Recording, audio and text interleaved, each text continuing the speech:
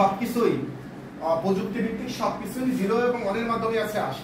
আপনারা বিষয়টা জানেন, কিন্তু এটা হচ্ছে এই করে পারেননি, চিন্তা করে পারেননি হঠাৎ করে। তো বিষয় যেটা যে কম্পিউটার হোক, মোবাইল হোক, স্মার্ট টিভি হোক, স্মার্ট ফ্রিজ হোক, ওভেন হোক, বা হচ্ছে লিফট হোক, ক্ষেপণাস্ত্র হোক, ঠিক আছে, অথবা ড্রোন হোক, বা হচ্ছে মনুষ্যবিহীন গাড়ি হোক, অথবা স্মার্ট গাড়ি হোক, যেটাই হোক না কেন, রোবট হোক, এই সব কিছুই কিন্তু চলে মেশিন ল্যাঙ্গুয়েজের মাধ্যমে 0 এবং 1 এর মাধ্যমে। কি করে বিষয়টা হচ্ছে এরকম, একজন মানে পৃথিবীতে 2 ধরনের হচ্ছে বুদ্ধিমত্তা আছে। কেউ বলতে পারবেন 2 ধরনের বুদ্ধিমত্তা কি? আচ্ছা, বলেন, কেউ বলতে পারলে বলেন যে 2 ধরনের বুদ্ধিমত্তা কি কি?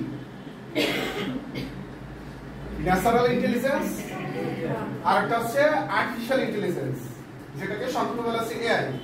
ঠিক আছে, ন্যাচারাল ইন্টেলিজেন্স মানে প্রাকৃতিক বুদ্ধিমত্তা, আর একটা হচ্ছে আর্টিফিশিয়াল ইন্টেলিজেন্স। আপনি যেটা বলতে চাচ্ছিলেন যে ঠিক আছে, কনসেপচুয়াল ঠিক আছে, আপনি বলতে চাচ্ছিলেন হিউম্যান ইন্টেলিজেন্স। তা হিউম্যান বাদে যে আর কারো প্রাকৃতিক বুদ্ধিমত্তা নাই তা তো না। গরু ছাগলের বুদ্ধি আছে না? একটা লাঠি নিয়ে করেন, বাড়ি বেঁধে বা হচ্ছে সামনে যান, দেখবেন যে ওরা ঠিকই বুদ্ধি করে কিছু একটা করবে। একটা ঘোড়া, তারা যদি নদীর ভিতরে গিয়ে যায় বলে যে ঘোড়া চল চল যাবে, ও যাবে না। একটা কেঁচো, ঠিক আছে, একটা তেলাপোকা, তাদেরও একটা বুদ্ধি আছে। এইগুলো হচ্ছে প্রাকৃতিক বুদ্ধিমত্তা বা হচ্ছে গড গিফটেড বুদ্ধিমত্তা।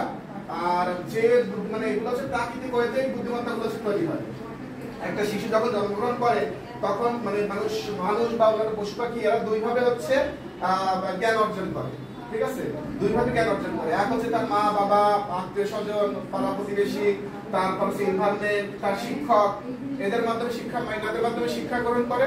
আর সেকেন্ড হচ্ছে কিছু বুদ্ধি কিন্তু তার জন্মগতভাবেই পায়। একটা শিশু চোখের সামনে যদি এরকম করা হয়, সে এরকম চোখ বন্ধ করবে না?